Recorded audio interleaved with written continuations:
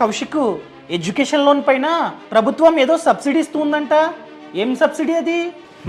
ఈ స్కీమ్ పేరు సిఎస్ఐఎస్, అనగా central sector interest subsidy scheme. So మీ కుటుంబ వార్షిక ఆదాయం 4.5 lakh కన్నా తక్కువ ఉంటే ఈ పథకం వర్తిస్తుంది. మనం ఏదైనా షెడ్యూల్డ్ బ్యాంక్ వద్దకు వెళ్ళి ఎడ్యుకేషన్ లోన్ తీసుకుంటే మనం కట్టాల్సిన వడ్డీ పైన కాస్త సబ్సిడీ వస్తుంది. ఫర్ ఎగ్జాంపుల్ ఎంబీఏ జాయిన్ అయ్యారు, MBA 2 years plus 1 year moratorium period.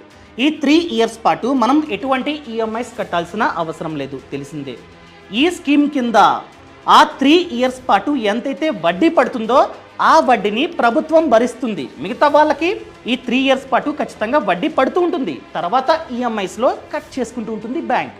కానీ ఈ పథకానికి అప్లై చేస్తే ఆ 3 years పాటు ఎంతైతే వడ్డీ పడుతుందో అది మనం కట్టాల్సిన అవసరం లేకుండానే ప్రభుత్వం కడుతుంది. పూర్తి సమాచారం కావాలంటే పక్కన కామెంట్స్లో లింక్ పెట్టా.